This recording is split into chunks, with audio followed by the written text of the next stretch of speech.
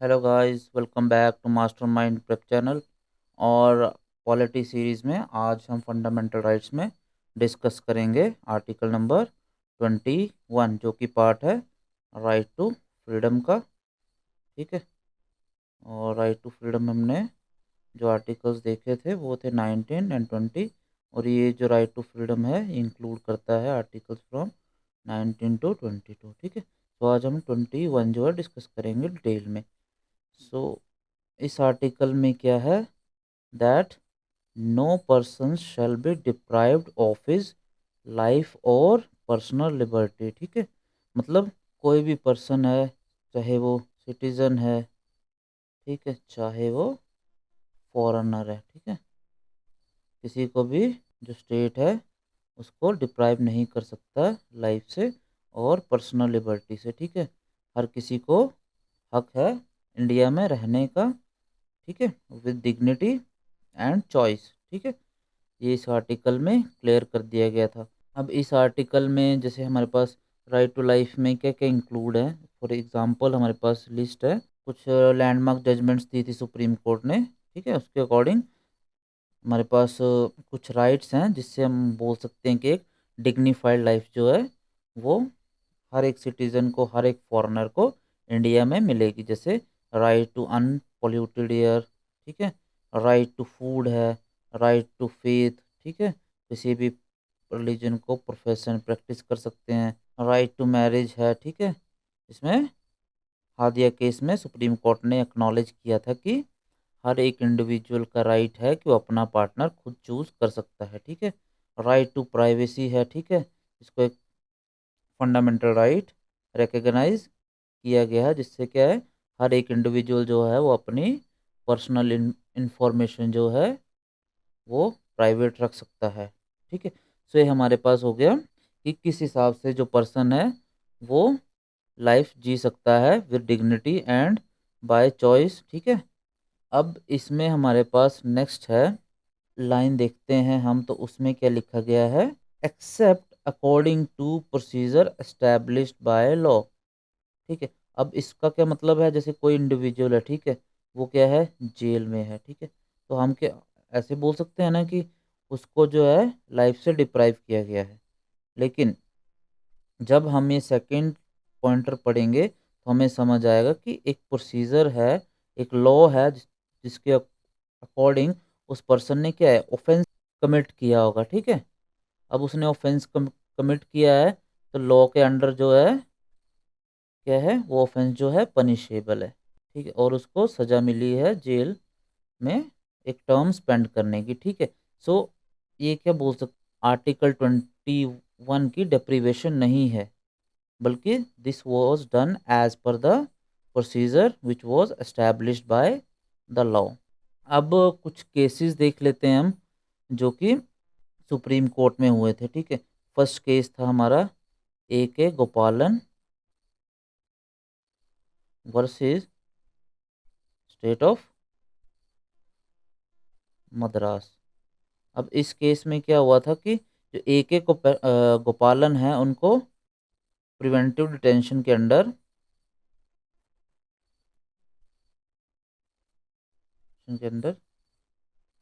Detention में रखा गया था। ठीक है। तो उन्होंने क्या किया, सुप्रीम कोर्ट में चैलेंज कर दिया इसको। ठीक है। लेकिन सुप्रीम कोर्ट ने क्या कहा कि ये जो है, जो लॉ है उसके अकॉर्डिंग आपको डिटेंशन दी गई है। ठीक है। So this is not a deprivation of article number 21। ठीक है। अब इससे हमें क्या पता चलता है, अगर कोई लॉ है, ठीक है, उसके अकॉर्डिंग हो रहा है तो इससे हमें क्या क्लियर होता है कि जो एग्जीक्यूटिव है वो कोई भी आर्बिट्ररी एक्शन नहीं ले सकता। ठीक है। लेकिन अब इसके अकॉर्डिंग हम देखें आई के गोपालन केस के अकॉर्डिंग, तो इसके अकॉर्डिंग क्या समझ आता है हमें कि जो लेजिस्लेशन है वो तो आर्बिट्ररी एक्शन ले सकता है। ठीक है। क्योंकि एक बार अगर उन्होंने लॉ बना दिया तो उसके अकॉर्डिंग ही काम होगा। ठीक है। लेकिन बाद में क्या हुआ, इसके बाद एक केस आया, Maneka Gandhi versus union of India 1978। इसमें क्या किया गया, मेनका गांधी का जो था पासपोर्ट जो है जब्त कर लिया गया, और क्या कहा गवर्नमेंट ने कि it is done for the public interest.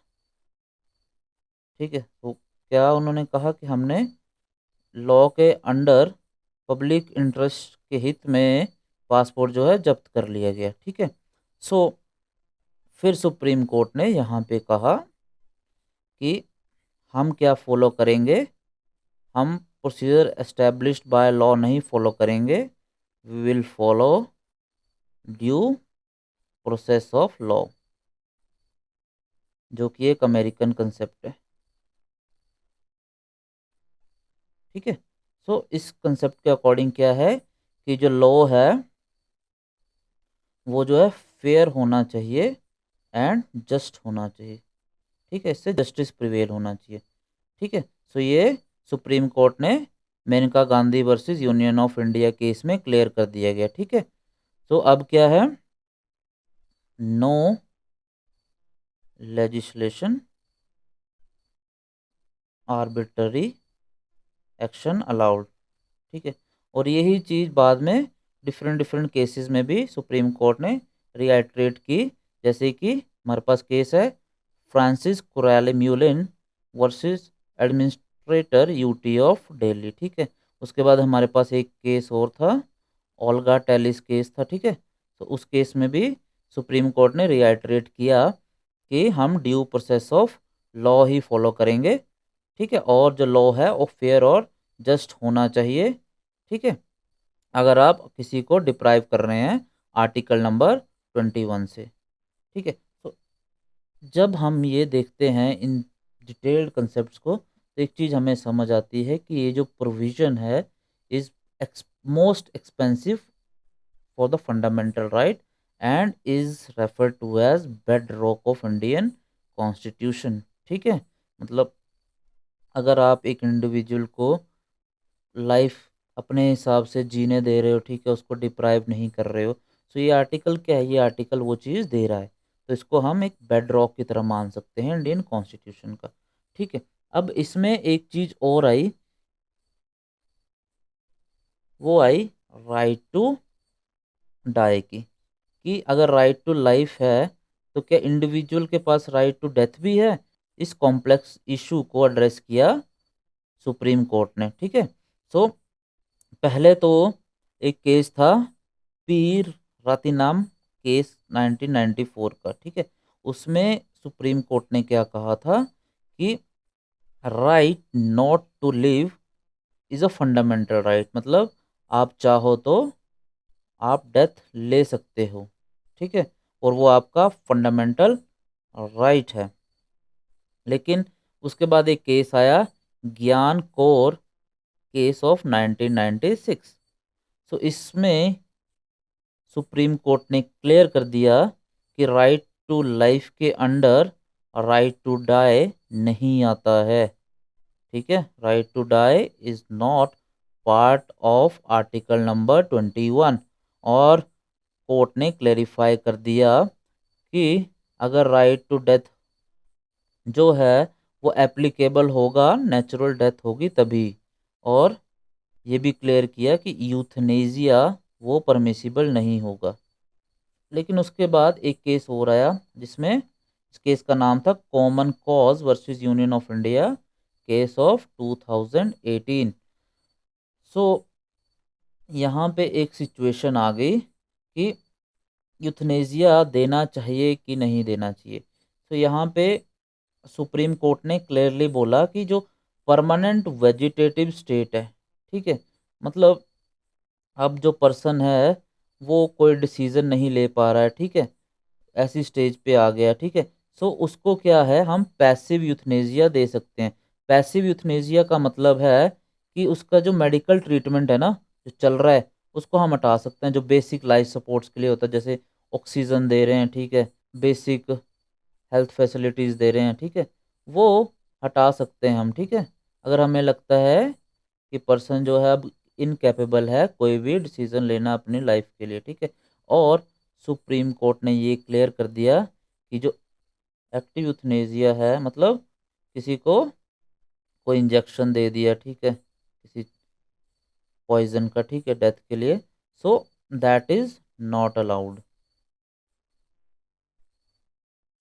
तो ये हो गया हमारा आर्टिकल नंबर 21। अब हम डिस्कस करते हैं आर्टिकल नंबर 21A। तो जो आर्टिकल नंबर 21A है, ये पहले पार्ट नहीं था कॉन्स्टिट्यूशन का, ठीक है। उसके बाद 86 कॉन्स्टिट्यूशनल अमेंडमेंट एक्ट हुआ 2002 का, ठीक है। वहाँ पे ये आर्टिकल जो है फंडामेंटल राइट्स में इंसर्ट किया गया। और इस आर्टिकल में क्या डिफाइन किया गया कि स्टेट की जिम्मेवारी है कि वो फ्री एंड कंपलसरी एजुकेशन दे सभी चिल्ड्रन को from the age of 16 to 14 years, ठीक है। सो ये चीज़ क्लियर कर दी गई बाय दिस आर्टिकल, ठीक है। अब इसका ये मतलब नहीं है कि जब कॉन्स्टिट्यूशन फ्रेम हुआ था तो राइट टू एजुकेशन जो है वो कंसिडर ही नहीं किया गया था बाय आवर फाउंडिंग फादर्स, ऐसा नहीं है। अब जब हम का आर्टिकल नंबर 45 देखते हैं तो वहाँ पे लिखा गया था कि स्टेट की रिस्पॉन्सिबिलिटी है कि वो फ्री एंड कंपलसरी एजुकेशन दे for children from the age of 0 to 14 years की एज के बच्चों को, ठीक है। लेकिन अब इसमें एक चीज़ क्या थी कि डीपीएसपी जो हैं डायरेक्टिव प्रिंसिपल्स, ये क्या हैं, इंस्ट्रक्शंस हैं स्टेट को, ठीक है। मतलब they are not legally enforceable, ठीक है। मतलब आप इनको चैलेंज नहीं कर सकते हैं सुप्रीम कोर्ट में, ठीक है। और ये जस्ट एक इंस्ट्रक्शंस हैं, मतलब जब स्टेट के पास रिसोर्सेज होंगे so they will provide the education, ठीक है। सो ये चीज़ देखते हुए पार्लियामेंट ने क्या किया, पार्लियामेंट ने इंसर्ट कर दिया आर्टिकल नंबर 21A, ताकि ये जो है स्टेट पे बाइंडिंग हो जाए कि वो free and compulsory education the children को from 6 to 14 year of age, ठीक है।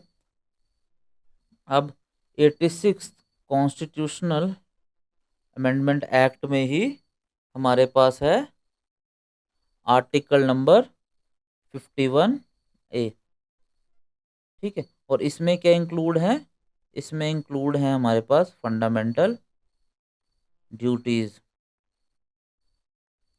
ठीक है। और फंडामेंटल ड्यूटीज़ क्या होती हैं, ये मॉरल ऑब्लिगेशंस होती हैं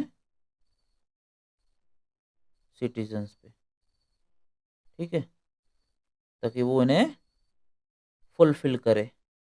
और इसके अंडर ये आर्टिकल इंसर्ट किया गया कि जो पेरेंट्स हैं उनको चिल्ड्रन को एजुकेशन प्रोवाइड करें from the age of 6 to 14 years of age, ठीक है। बट ये भी एक मॉरल ऑब्लिगेशंस हैं और ये नॉट लीगली एनफोर्सिबल, ठीक है। तो ये चीज़ हमने देख ली। और इसमें फिर क्या किया गया था, राइट टू एजुकेशन एक्ट जो है 2009 का, वो पास किया गया ताकि जो आर्टिकल 21A है उसको एक बैकिंग मिल सके, ठीक है। एक फ्रेमवर्क बन जाएगा, ठीक है, लॉ से, ठीक है। और उसके अकॉर्डिंग क्या है, स्टेट क्या है काम करेगा for education of children from 6 to 14 years of age, ठीक है। सो आज हमने डिस्कस कर लिया आर्टिकल 21 और आर्टिकल 21A। सो आज के लिए हम इतना ही रखेंगे लेक्चर को। नेक्स्ट लेक्चर में हम आर्टिकल 22 डिस्कस करेंगे, ठीक है। अगर आपको वीडियो पसंद आई हो तो लाइक कर देना एंड कमेंट कर देना if you have any feedback, ठीक है। And please subscribe to the channel if you find these videos helpful. So that's it for today. Thank you.